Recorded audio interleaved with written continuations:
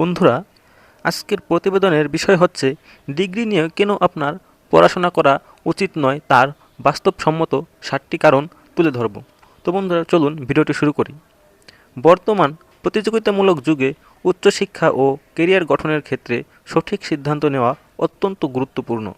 জাতীয় বিশ্ববিদ্যালয়ের অধীনে পরিচালিত 3 বছর মেয়াদী ডিগ্রি পাস কোর্স অনেক শিক্ষার্থীর জন্য সহজলভ্য হলেও এটি অনেক ক্ষেত্রে কাঙ্ক্ষিত ফলাফল দিতে ব্যর্থ হচ্ছে।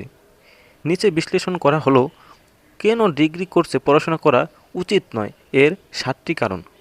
প্রথম কারণ হচ্ছে চাকরির বাজারে মূল্যায়ন কম। বন্ধুরা, তেতো হলেও এই কথাটি সত্য।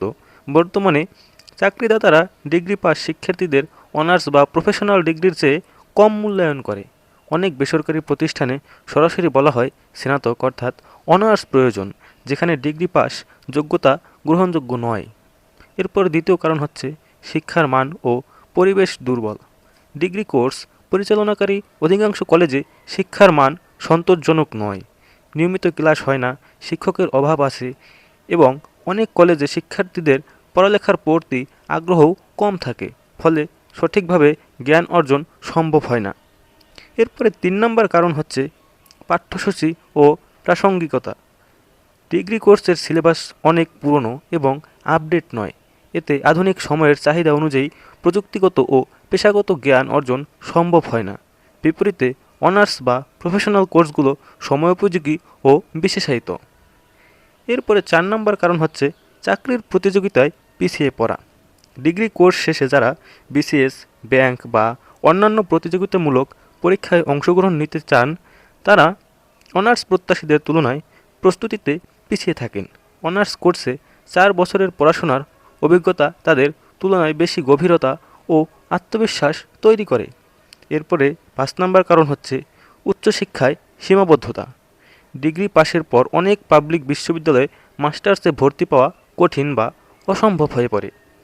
অনার্স ডিগ্রিধারীদের জন্য সুযোগ বেশি, এমনকি বিদেশে স্কলারশিপ পাওয়ার ক্ষেত্রেও ডিগ্রি পাস শিক্ষার্থীরা সুবিধা পান না। এরপরে 6 নম্বর কারণ হচ্ছে সামাজিক দৃষ্টিভঙ্গি। বাংলাদেশের সামাজিক ব্যবস্থায় ডিগ্রি পাস শিক্ষার্থীদের অনেক সময় অনার্স ফেল বা কম যোগ্য হিসেবে দেখা হয়। এটা শিক্ষার্থীদের আত্মবিশ্বাসে আঘাত হানে এবং পেশাগত জীবনে নেতিবাচক প্রভাব ফেলে। বন্ধুরা, সর্বশেষ 7 নম্বর কারণ হচ্ছে সময়ের অপচয়। ডিগ্রি পাস করার পর অনেকে আবার অনার্স বা মাস্টার্সে ভর্তি হন, ফলে সময় দ্বিগুণ খরচ হয়। যদি শুরু থেকেই অনার্সে ভর্তি হওয়া যেত, তাহলে একই সময়ে ভালো ডিগ্রি ও দক্ষতা অর্জন সম্ভব হতো। তো বন্ধুরা, এই ছিল মূলত 7টি কারণ। এবার আসবো ভিডিওর উপসংহারে।